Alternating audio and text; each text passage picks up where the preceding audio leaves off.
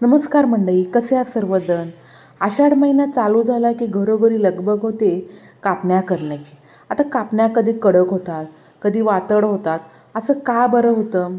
अशा भरपूर साऱ्या प्रश्नांची उत्तरे तुम्हाला हा व्हिडिओ संपूर्ण पाहिल्यानंतर नक्कीच कळतील. म्हणूनच आज आपण अस्सल पारंपरिक पद्धतीने संपेपर्यंत छान मऊसूद राहणाऱ्या कापण्या करणार आहोत. तर त्यासाठी एका भांड्यामध्ये 1 कप सुरीने चिरून घेतलेला गूळ, त्याच कपाने 1 कप पाणी घेऊन पाण्यामध्ये गूळ व्यवस्थित मिक्स करून घेऊयात. वेळ असेल तर अशाच प्रकारे पाण्यामध्ये पूर्णपणे गूळ विरघळून घेतला तरीही चालेल, किंवा वेळ नसेल तर गॅसवरती पातेलं ठेवून पाण्यामध्ये हा संपूर्ण गूळ आपण विरघळून घेऊयात. अजिबात गुळाचा पाक करू नये. संपूर्ण गूळ पाण्यामध्ये व्यवस्थित विरघळल्यानंतर गॅस बंद करून ही गुळवणी आपण पूर्णपणे थंड करून घेणार आहोत. कापण्या करण्यासाठी जी गुळवणीची पद्धत तुम्हाला योग्य वाटते त्या पद्धतीने तुम्ही गूळ विरघळून घेतला तरीही चालेल. गॅस बंद करून गुळवणी पूर्णपणे थंड करून घेऊयात.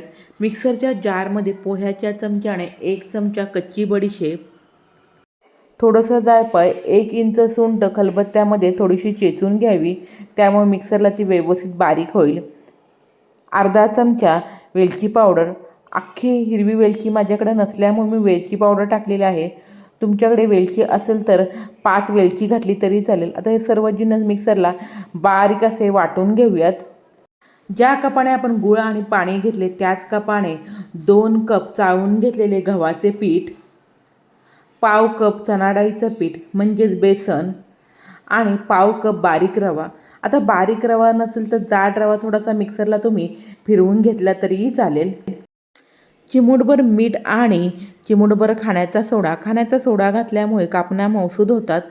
तुम्हाला कापण्या खुसखुशीत हव्या असतील तर खाण्याचा सोडा पूर्णपणे स्किप केला तरीही चालेल.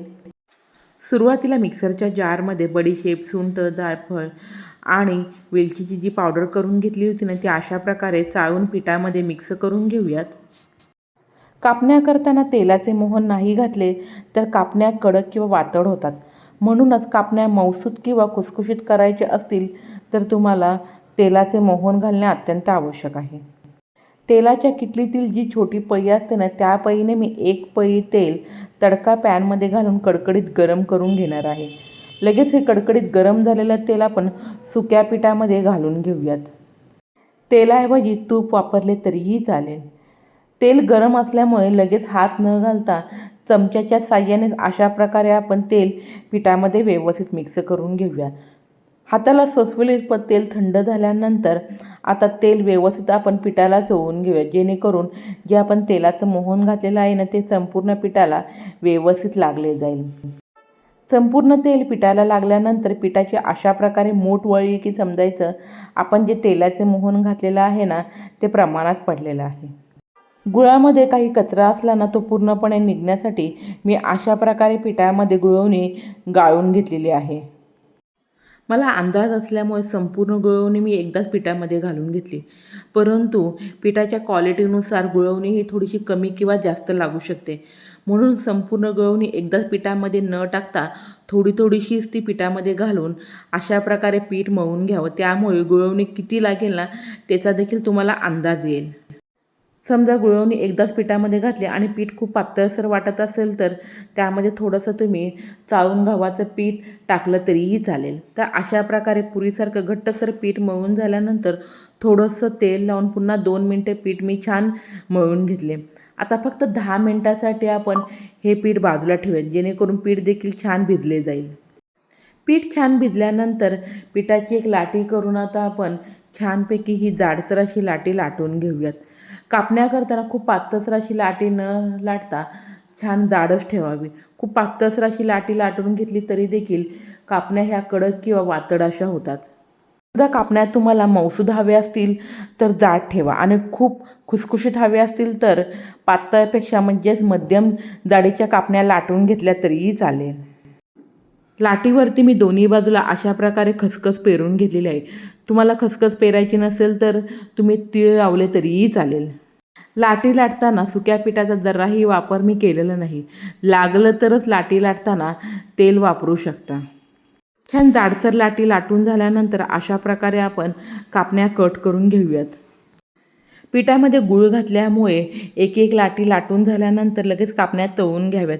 कारण की खूप तुम्ही कापण्या तयार करून घेतल्या आणि तळायला खूप उशीर असेल ना तर त्या एकमेकाला चिकटल्या जातील.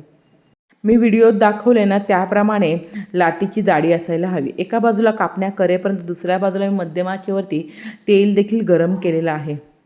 आता कापण्या तळताना मंद ते मध्यम आचेवरच तळून घ्याव्या. मोठ्या आचेवरती तुम्ही कापण्या तळून घेतल्या तर लगेच लाल असा रंग येईल आणि आत कापण्या कच्च्या राहतील. कारण की गूळ घातल्यामुळे लगेच कापण्यांना लाल रंग येतो.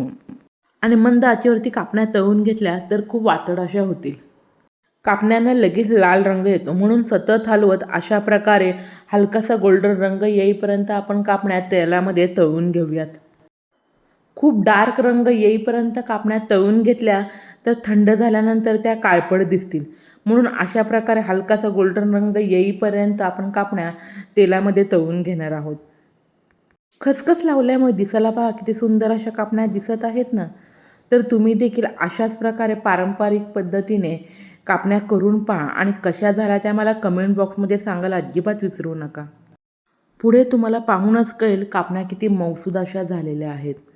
तर रेसिपी आवडली तर नक्की लाईक करा, जास्तीत जास्त शेअर करा. अशाच नवनवीन रेसिपी पाहण्यासाठी चॅनलला सबस्क्राईब करा. बेलची घंटी वाजवायला विसरू नका. धन्यवाद.